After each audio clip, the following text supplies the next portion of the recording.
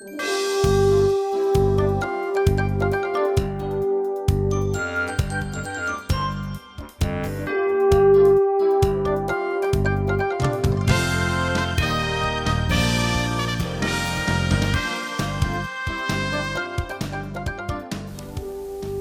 we continue our look at archaeology in the New Testament, we want to look at some of the sites in archaeology of Paul's journeys. Scripture records 3 different missionary journeys, the first being in Acts chapter 13 and 14, and this occurred around 45 through 48 AD. Second missionary journey went back to several of these places as he did on the third and visited some new areas as well. One of the first stops was on Cyprus. Cyprus is Latin for copper. Herod the Great, who we've looked at and seen some of his building projects in Israel, imported copper from the mines that he leased from Augustus Caesar, from Salamis. But on Cyprus was found an inscription of a ruler, Sergius Paulus, who is mentioned in Acts chapter 13 and 7. He was proconsul of Cyprus. This inscription was found in 1877. Actually, it was found in Rome, but he was the proconsul on Cyprus. After leaving Cyprus, Paul went up into what is today Turkey, Asia Minor, and at Antioch of Pisidia began preaching and proclaiming Christ. He apparently was quite successful, for later this is where Pliny, the Roman procurator of that area, wrote to Trajan. He says this contagious superstition is not confined to the cities only, but has spread through the villages and rural districts as well. So this was the beginnings of the Christian movement in this area.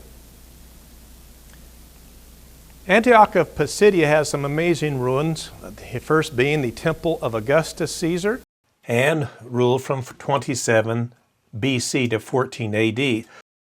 And some amazing ruins still there, as well as coins from Pisidian Antioch, where Paul preached. These are the Greek walls and towers of Pisidian Antioch as well.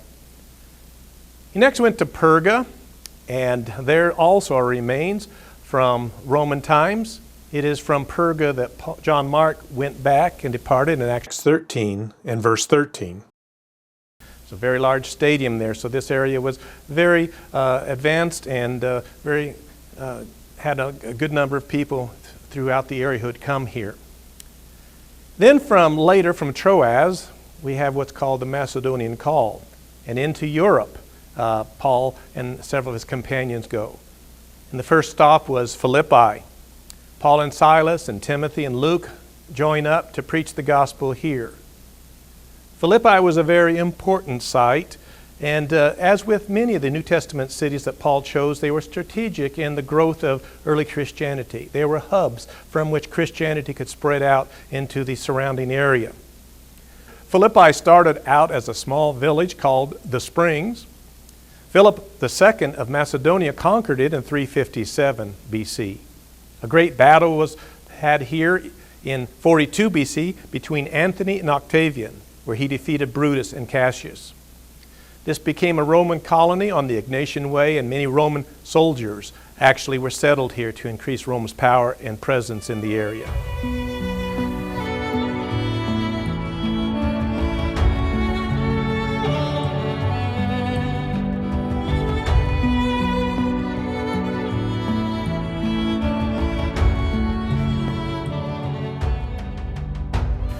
Of course, at Philippi, Paul began preaching, converted Lydia.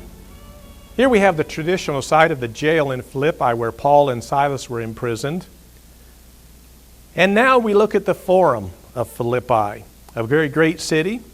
And it was on the Egnatian Way, a major thoroughfare for people traveling. And this road would have been traveled by Paul as he came and left, going on to various localities.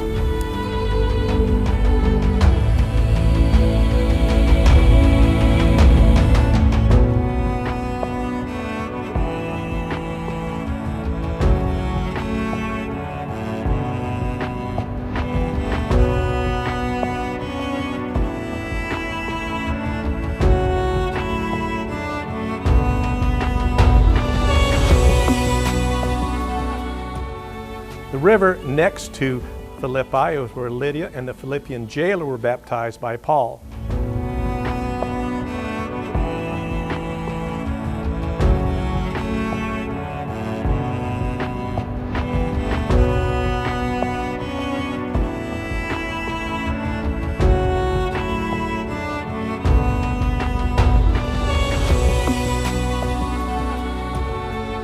Very amazing ruins.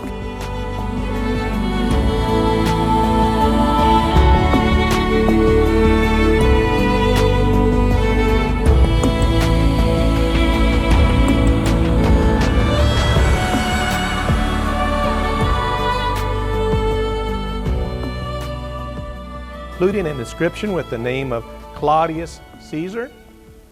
There's the battle site, and here's another inscription found from Alexander the Great at Philippi. Paul next went to Thessalonica from Philippi. There's not a lot of ruins there, but we have some from the Agora, the marketplace in Thessalonica. And we also have a mile marker from the Ignitia road that Paul would have traveled, chronicling the miles along the way. Berea also was visited by Paul, and the Ignatian Way can be seen there. There is a synagogue in Berea where Paul preached. This is a recreation of a much later synagogue, and the site of the actual synagogue is not known. Paul then later went to Corinth, and the ruins there are truly amazing and quite numerous. Corinth is on the lower part of Greece, in the Achaean Peninsula. A canal now crosses it where ships can go through. And Corinth was a great trading city, a seafaring city, located in the middle of the Isthmus of Corinth.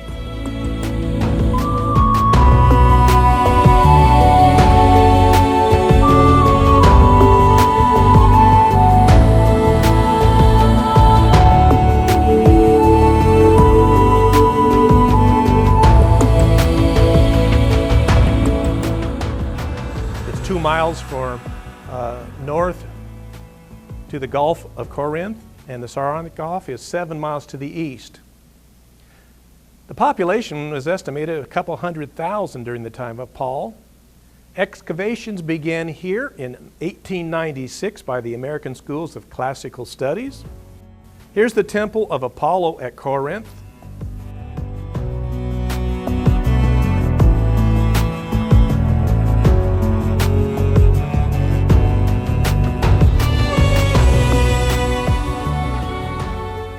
And then the Agora at Corinth, where the marketplace was.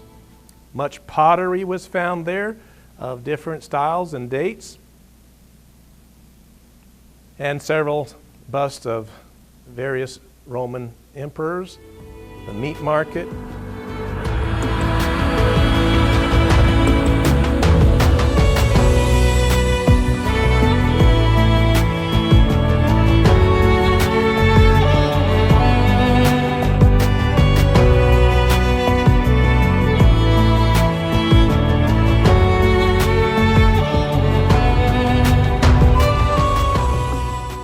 Great significance is what's called the Erastus inscription, which was discovered in 1929. Erastus was the city treasurer, and he laid a pavement and recorded this deed in this inscription. Most likely it's the same one that Paul talks about and wrote to in names in Romans 16:22, Erastus.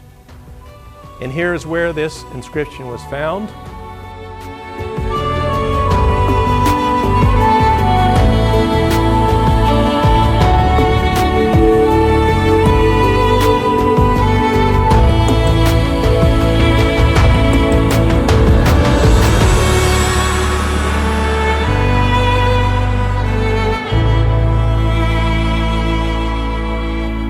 Also, another inscription was found at Corinth, the Synagogue of the Hebrews, it says, discovered in 1898.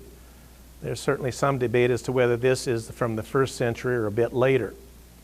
But it must have been over the doorway to the synagogue, and other artifacts from this time have been found. The menorah here from the synagogue likewise. Paul was brought before the judgment in Corinth, and this is probably the very location, the Bema, dating back to 50 AD, right during the time of Paul. And this can be seen in Acts chapter 18, verse 12 through 17. Not too far north of Corinth is the Temple of Apollo at Delphi.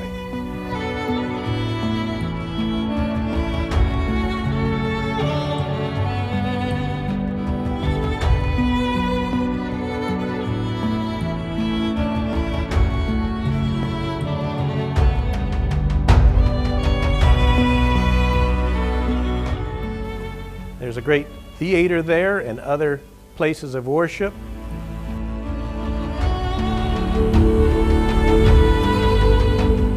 And one of the more interesting finds at Delphi is an inscription with the name of Gallio.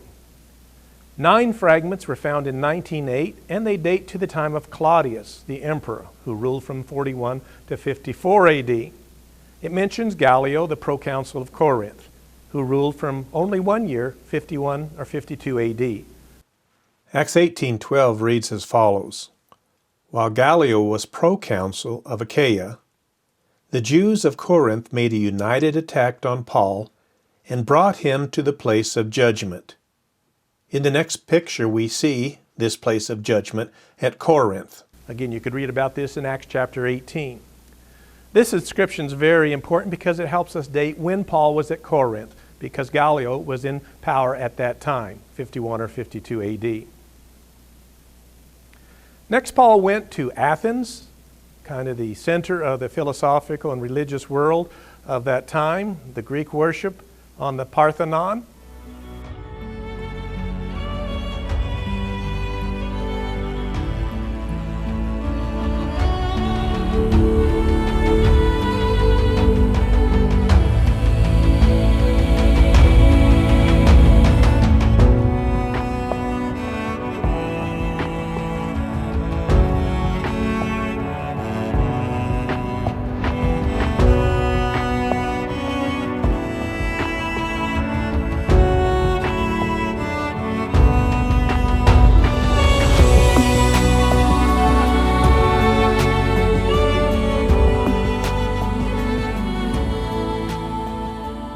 Of great significance was Paul's speech on Mars Hill.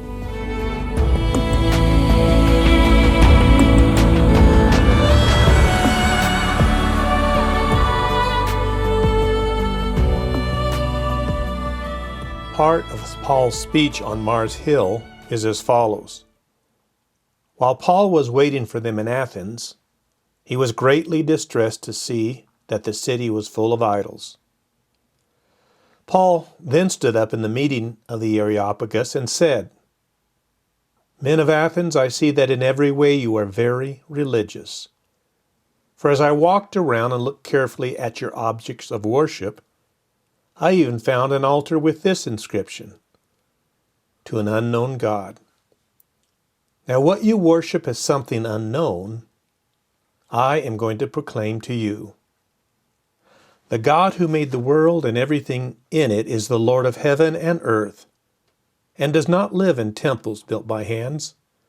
In the past, God overlooked such ignorance, but now he commands people everywhere to repent. For he set a day when he will judge the world with justice, by the man he has appointed. He has given proof of this to all men by raising him from the dead. So even in Athens, the philosophical and religious center of the Greek and Roman world, Paul brings up the resurrection of Jesus as giving mankind hope.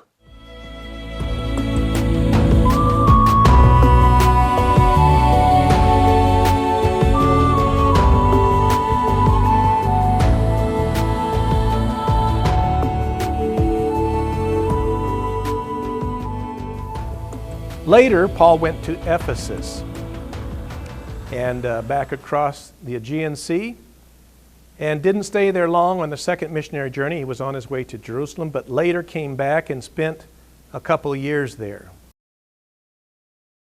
The ruins at Ephesus are extensive and very impressive. Road down to the Celsus Library, which held 15,000 scrolls and was built around 115 to 125 AD. Paul's impact on Ephesus was great.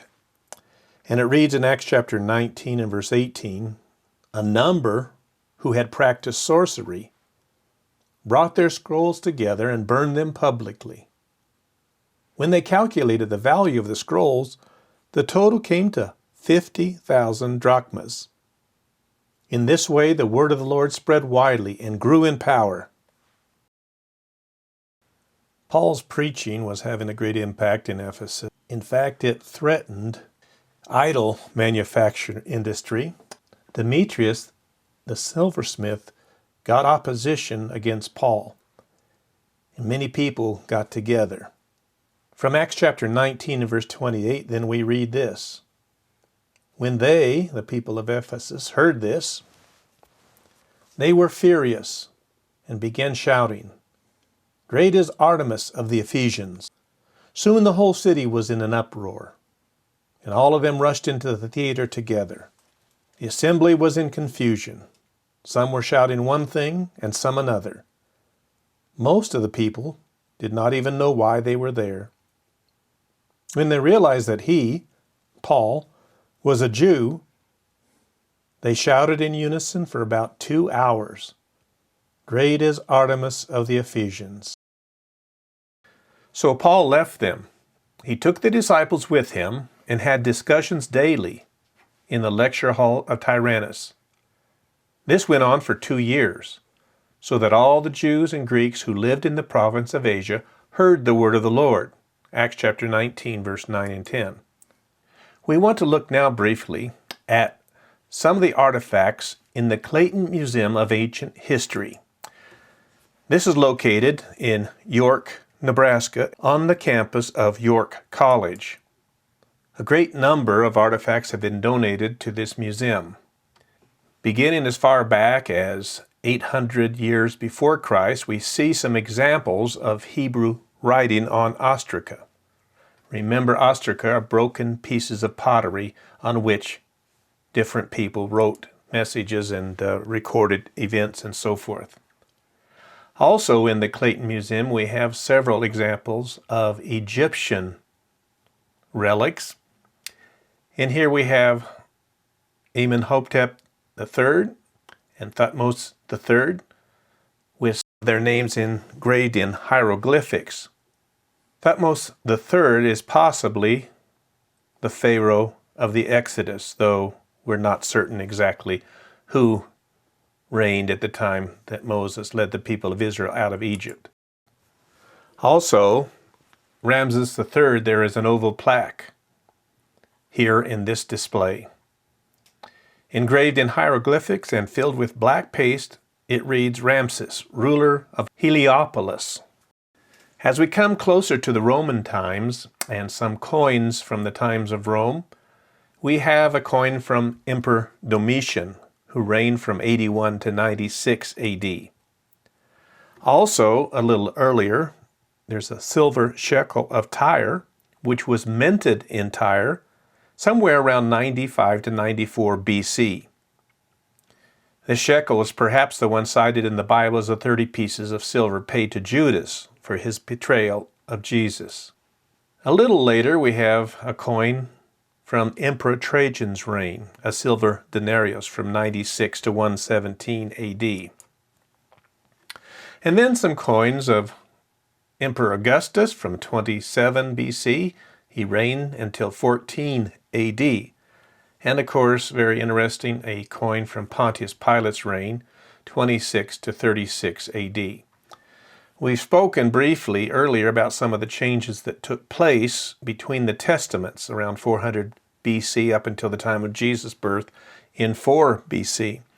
And one of the interesting things that happened there was the extensive use of coins. Apparently under the Greeks, Alexander the Great and his generals, it became more popular to mint coins with the ruler's name on these coins. Going back farther, some other artifacts from the Hittite Empire. You might recall in our study of the Old Testament archaeology, the Hittites were sort of a long-lost civilization until fairly recently, but this is a iron lance from around 1500 years before Christ from the Hittite Empire. Also interestingly, a Syro-Hittite terracotta bull rider figure, and some have postulated this is possibly Baal from around 2000 to 1000 BC. And of course, in the Old Testament, Baal worship was one of the pagan idols that the pagans worshiped. Baal worship was very widespread in Israel, and they had to contend with that as a competition to their worship in God. Also, we read frequently about the Ashira. And here we have depicted Ashira, the Canaanite goddess of fertility, dating from around 900 to 600 BC. In fact, this is probably the same goddess that Elijah refers to with his contest on Mount Carmel with the prophets of Baal. Elijah says, "Bring the 450 prophets of Baal and the 400 prophets of Ashira who eat at Jezebel's table." So very interesting to see a depiction of the Ashira, the Canaanite goddess of fertility here.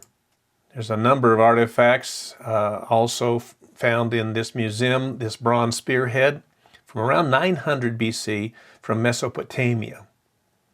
Mesopotamia, as you might recall, the land between the Tigris and Euphrates River, sometimes called the Fertile Crescent. And Mesos is two Greek words, meso in the middle of, potamos is river, so Mesopotamia means the land between the two rivers. We have here a panel depicting the ancient goddess Isis in a kneeling position, dating from around 818 to 712 BC. Many of the artifacts in the Clayton Museum are from the time of the Roman Empire. Here we see a recreation of a Roman centurion of the 1st century. Around him, some of the artifacts that we'll be looking at from the time of the Romans. Another depiction, a recreation of what a Roman centurion might have looked like in full armor. But here's some actual relics from the time of Jesus, shortly thereafter. Roman shoes with the hobnails intact. Actual Roman legionary helmet from around 50 to 100 AD. Truly amazing to see something that probably Jesus and Paul would have seen as well on the Roman centurions of their time. And then the Romans were often the soldiers engaged in construction projects in the lands that they conquered. These are actually nails from Scotland, dating from around 883 to 87 AD, when the Romans had earlier invaded Scotland and built fortresses there. A Roman javelin and a cavalry sword from around 300 AD.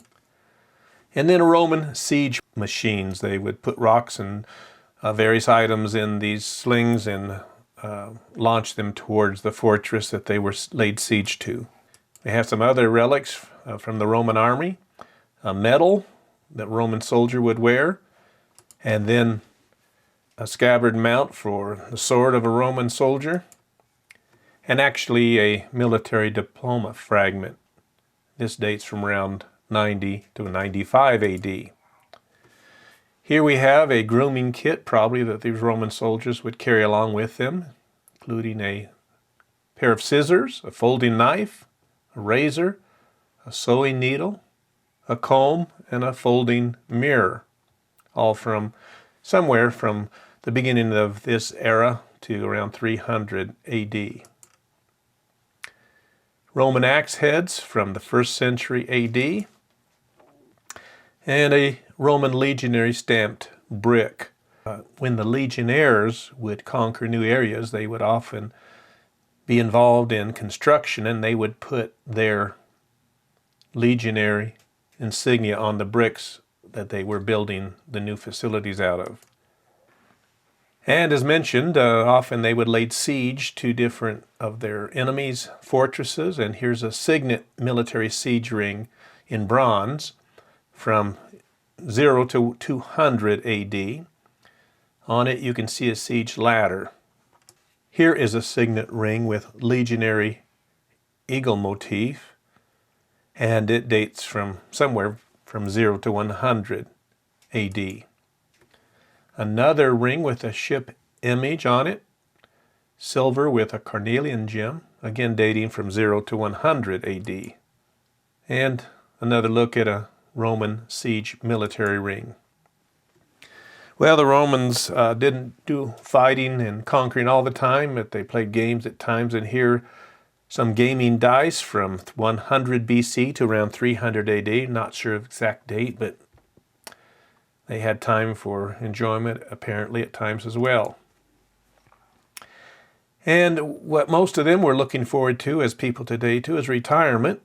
And so here's a Roman military diploma, dating from around August 20th, 127 AD.